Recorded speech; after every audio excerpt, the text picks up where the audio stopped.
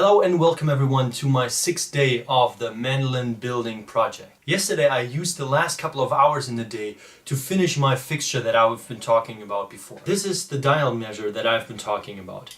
And if you see right here in the front, it has this digital little screen that tells you how thick something is. This little screw here is our 0 point. So whenever this needle hits here, we set the dial meter to 0, and it's not 100% perfect, but that's good enough for the purpose of this project. And then when you lift the thing right here and put your board in between, it tells you exactly how thick it is at different parts. And that is important because today I'm going to carve the sound and the backboard. As you can see right here on my backboard, I put a basic outline on the back just to tell me how deep I can go at what places. I went ahead earlier today already and started with the soundboard. As you can see, there are some parts carved out already, and the way this thing works is that I have these patterns right here that give me the exact shape at certain locations of the boards. So if I use these and put these on here, I can see where I need to take off things and where I'm good to go already. In addition to the patterns, I also of course use the thickness measure here to just check how thick the different parts of the board still are. This is going to take most of the day because I am using this disc sander right here with a very coarse sanding paper. Once I'm finished with the inside of the board, I of course have to go to the outside of the board, and as you can see, at the moment it is still pretty thick. This is the most crucial part of the whole building process because this soundboard is what actually carries the sound. If you think about a mandolin, you have the neck attached right here, and then the strings coming across, and a bridge right here in the middle between the F-holes that are going to go inside this board.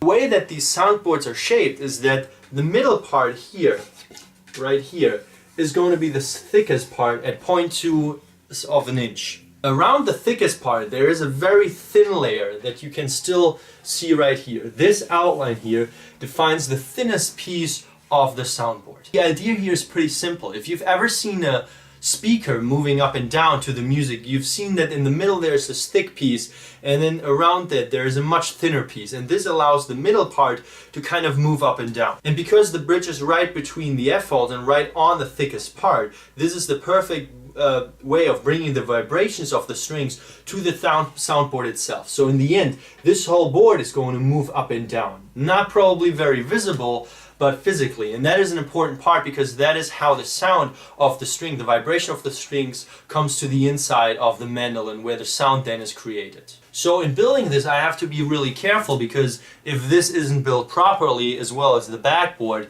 then the sound defining part of the mandolin is wrong.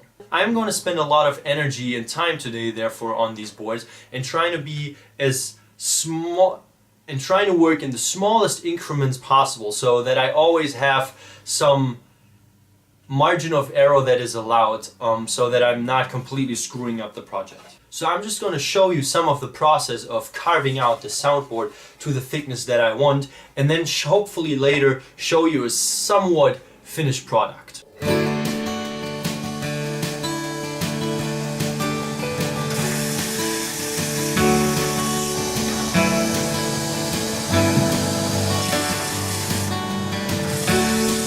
That was roughly 2 hours of carving, and by now I have some good progress here. As you can see, it has this nice bowl shape already, and at the lowest point right in the middle, it right now has roughly,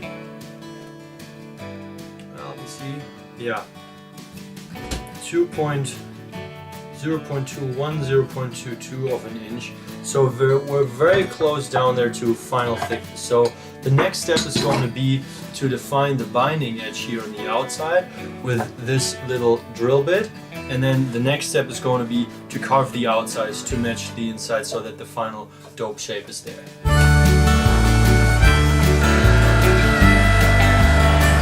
Quite pretty well. I used the wood shaper here to define the outer edge. And as you can see, I have now a uniform, roughly 5mm or 3/16 of an inch high edge.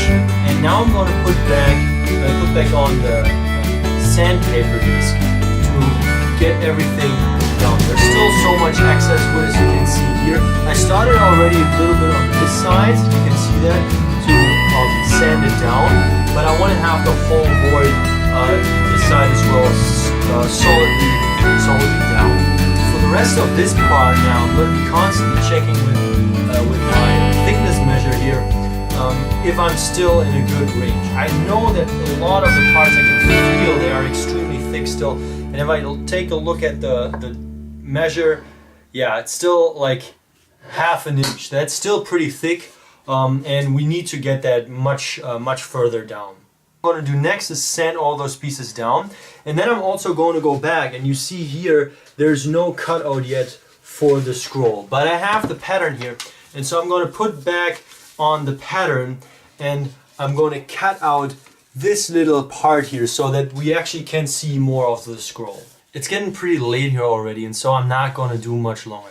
I cut out the scroll up here, and that's looking very nice, and I also did a little bit of more carving. I marked with the little pencil here, I think you can see those places where there's still a lot of stuff that needs to go. I'm making good progress with the soundboard here. Tomorrow I think I'm going to do the rims and also go and start on the backboard and hopefully do a little bit on the neck. Make sure to subscribe, that really means a lot to me. There are multiple buttons around. Leave a comment if you have any ideas to do things better with the mandolin, or any websites that I might have not stumbled across that you know, or just whatever you want to say. Leave it in the comment section, I really appreciate it.